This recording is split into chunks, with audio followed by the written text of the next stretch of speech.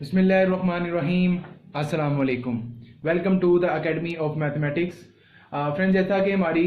Special function के ऊपर हमारा ये कोर्स चल रहा है और हम बात कर रहे हैं एप्लीकेशन ऑफ हाइपरज्योमेट्रिक फंक्शन पे। और हाइपरज्योमेट्रिक फंक्शन की हम एप्लीकेशन यहाँ पे सॉल्व कर रहे हैं। तो पिछली वीडियो के अंदर हमने जो थी वो 3 इसकी प्रूव किए थे और जो रिमेनिंग है इंशाल्लाह ताला इसके अंदर हम इसको कंप्लीट करेंगे और अपना ये टॉपिक जो है वो वाइंड अप कर देंगे। तो अब यहाँ पे आपको जो क्वेश्चन गिवन है, आपको कहता है show that F of 1/2, 1/2, 3/2 colon x square जो है इज इक्वल टू होगा आपके पास sine inverse x divided by x square. तो यहाँ पे भी सेम हम वही अपना स्टार्ट देंगे by the definition of hypergeometric function, जो कि आप ये जानते हैं आपके पास ये हाइपरज्योमेट्रिक फंक्शन था और उसको हमने फार्मूला ओपन किया तो ये हमारे पास इक्वेशन नंबर 1 बन जाएगी। अब देखिए हमने इसको मैच करेंगे अपने इस क्वेश्चन के साथ। तो हमने यहाँ पे रिप्लेस करना है अल्फा और बीटा को 1/2 से, गैमा को रिप्लेस करना है 3/2 से और एक्स को रिप्लेस करना है एक्स स्क्वायर से। तो हमारा ये जो हमारा जो फॉर्मूला नंबर 1 है, जो इक्वेशन नंबर 1 है, वो कुछ इस तरह से बन जाएगी। हमारे पास 1 एज इट इज आ जाएगा प्लस अल्फा और बीटा की जगह 1/2 पुट कर देंगे और गैमा की जगह 3/2 पुट कर देंगे। इसी तरह ये सारी पुटिंग हो जाएगी और x की जगह x स्क्वायर आ जाएगा और यहाँ पे x स्क्वायर की जगह x रेज़ टू पावर 4 आ जाएगा क्योंकि उससे पहले उसका स्क्वायर था। अब यहाँ पे देखिए जब मैं इसको सॉल्व करूंगा तो हमारे पास ये 1/2 मल्टीप्लाई 1/2 1/4 हो जाएगा। क्योंकि यहाँ पे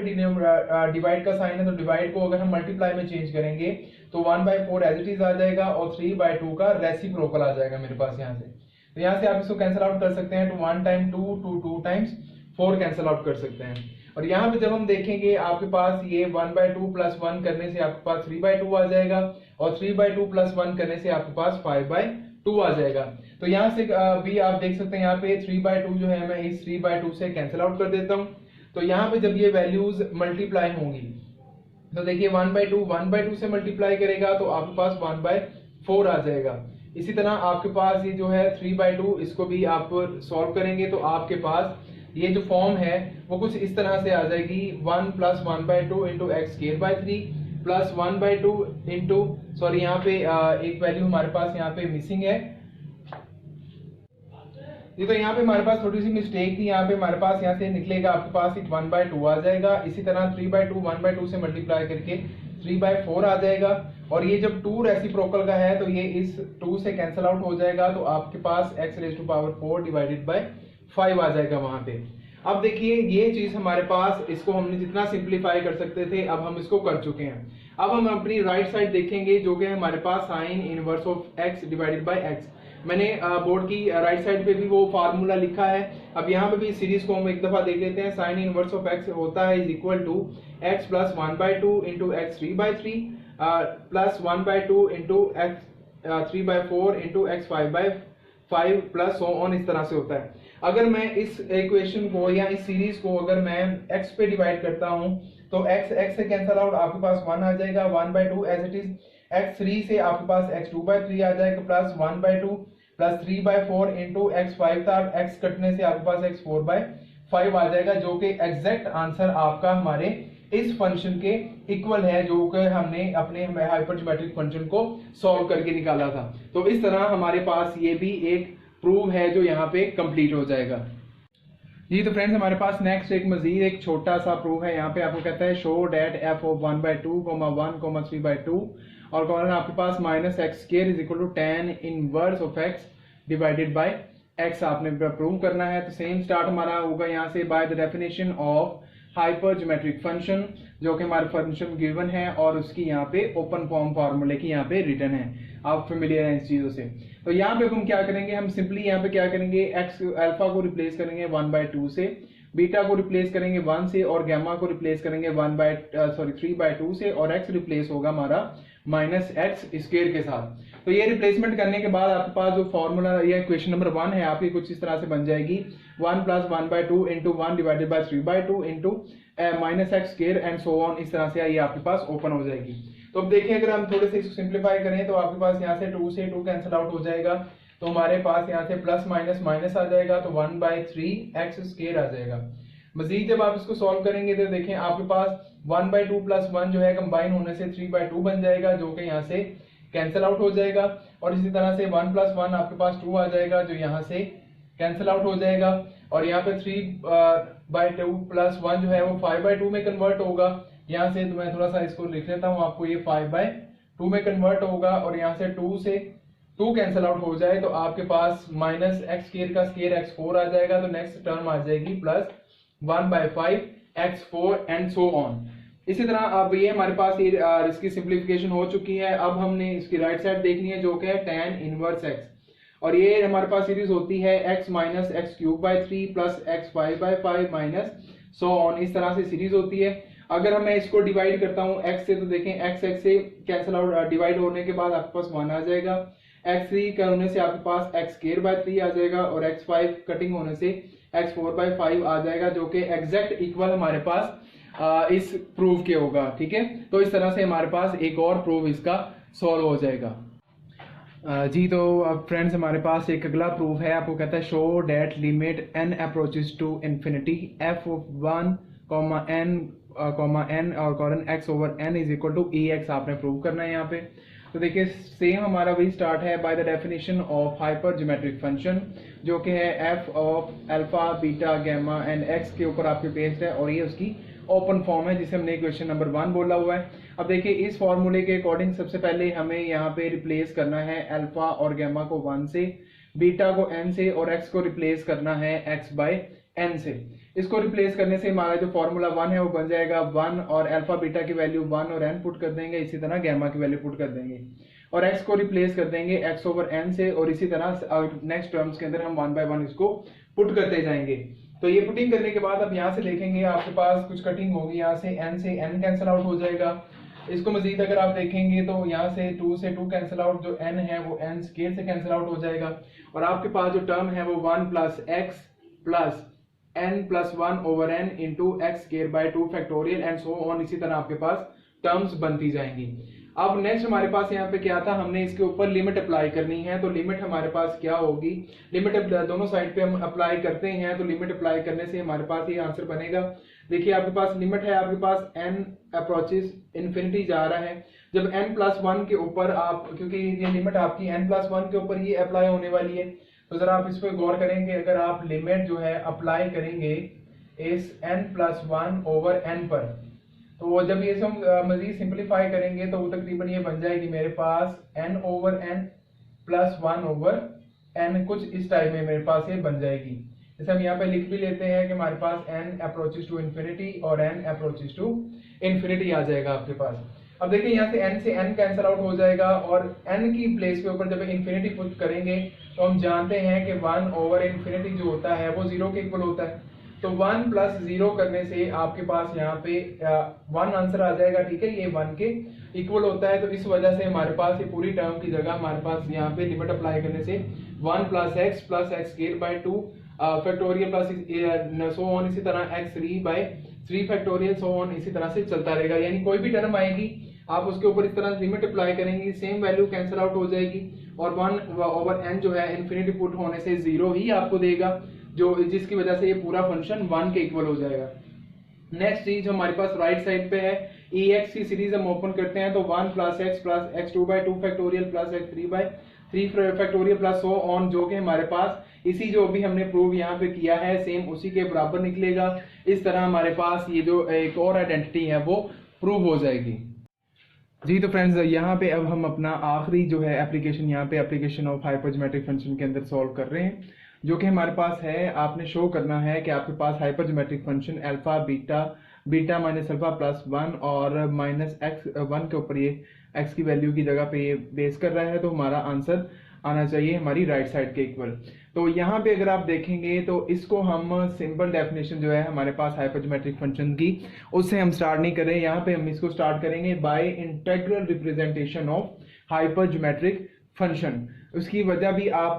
समझ सकते हैं कि उधर जब आप उसमें इस्तेमाल कर रहे थे तो आपके पास ये रिलेशन डिफरेंट टाइप का आ रहा है, तो इसलिए अपने इसको याद रखना है, हमने इसको इंटीग्रल रिप्रेजेंटेशन से इसको सॉल्व करना है, जो कि हमारे पास थी f of alpha beta gamma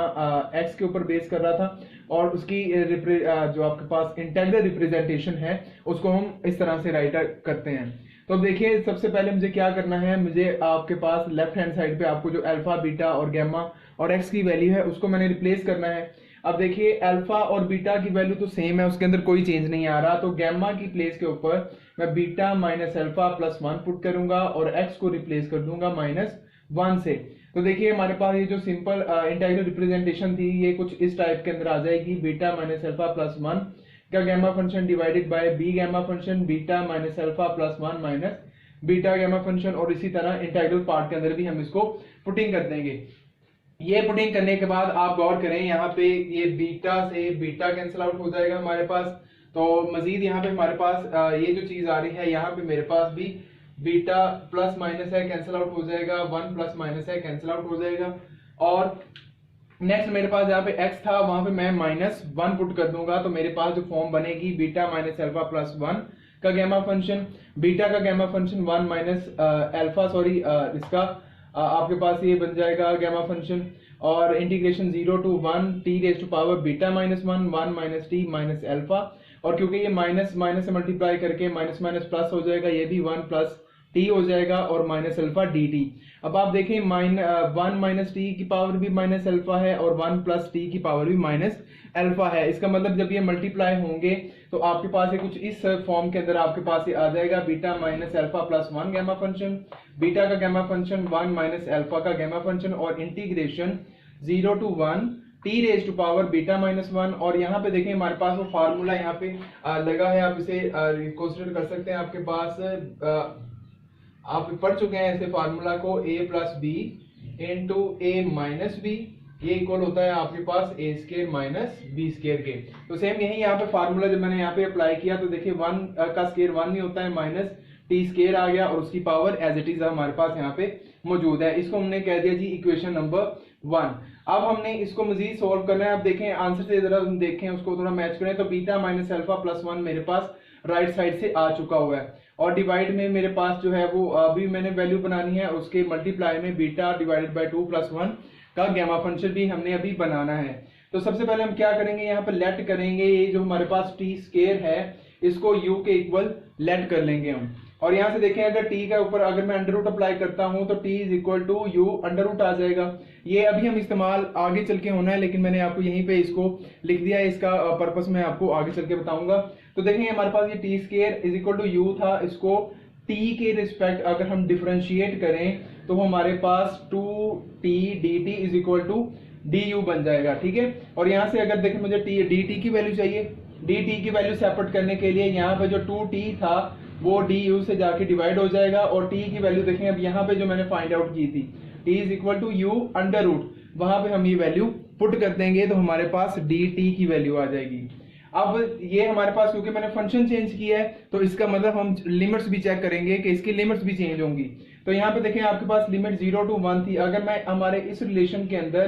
t की रिप्लेस करता हूँ 0 से, अगर इस रिलेशन के अंदर t की जगह पे अगर मैं 0 पुट करता हूँ तो u की वैल्यू भी ऑटोमेटिकली मेरे पास 0 आ जाएगी। इसी तरह अगर यहाँ पे मैं t की वैल्यू 1 पुट करता हूँ तो u की वैल्यू भी 1 आ जाएगी हमारे पास। इस मीन कि हमारे पास इनकी लिमिट्स के ऊपर तो कोई फर्क नहीं आने वाला, लिमिट्स हमारी सेम रहेंगी। अभी जितना भी हमने काम किया है इस सब को हम अपनी इक्वेशन नंबर 1 के अंदर पुट कर देते हैं।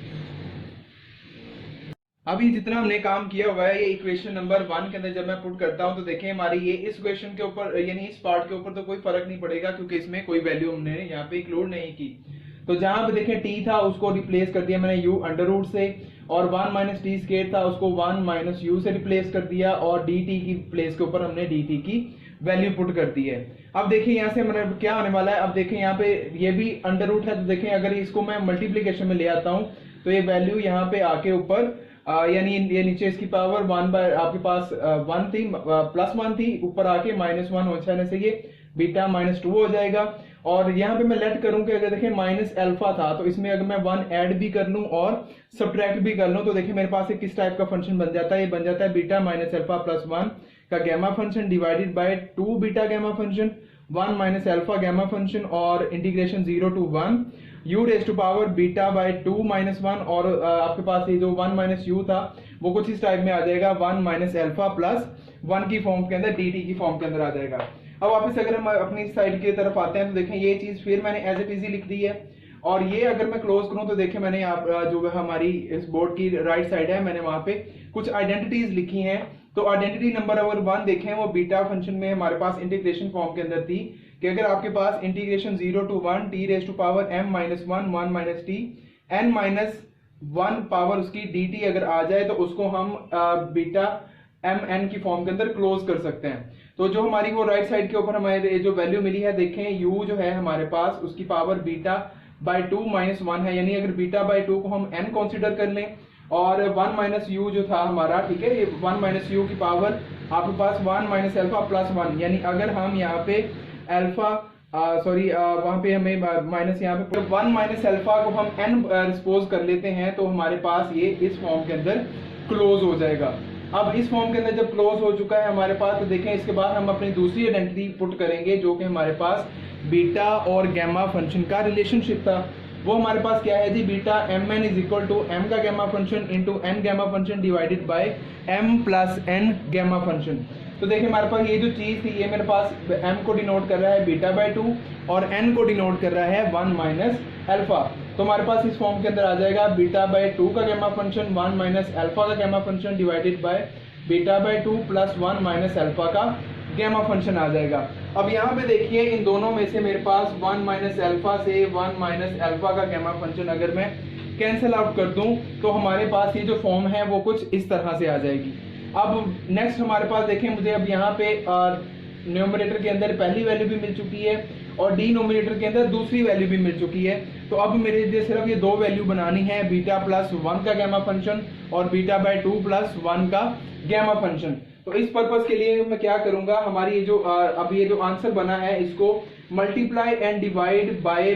बीटा बाय 2 दोनों तरफ मैं यानी इसको मल्टीप्लाई भी कर दूंगा और डिवाइड भी कर दूंगा। तो ये फॉर्म हमारे पास कुछ इस टाइप की बन जाएगी। यहाँ पे हम देखें यहाँ से आपके पास 2 से 2 कैंसिल आउट हो जाएगा और नेक्स्ट अगर आप यहाँ पे देखें आपके पास मजीद ये कैंसिल आउट होने के बाद आपके पास ये फॉर्म बन चुकी है। इसके बाद हमने एक रिलेशन इनके दरमियान हमने पढ़ा था जो कि वो रिलेशन था मेरे पास कि अगर आपके पास m plus n gamma function आता है, अगर m गैमा फंक्शन m के इक्वल हो तो देखिए मेरे पास यहाँ पे बीटा इंटू बीटा का gamma function beta by 2 into beta by 2 का गैमा फंक्शन है। तो यानी इसको हम क्लोज कर सकते हैं beta minus alpha plus 1 into beta by 2 plus 1 का गैमा फंक्शन और बीटा प्लस 1 का गैमा फंक्शन, और ये एज इट इज हमारी यहाँ पे वैल्यू आ जाएगी। और अगर आप इसे मैच करें तो हमारी ये बिल्कुल क्वेश्चन की राइट साइड के इक्वल आ जाएगा। तो इस तरह हमारा ये जो प्रूव है वो कंप्लीट हो जाएगा।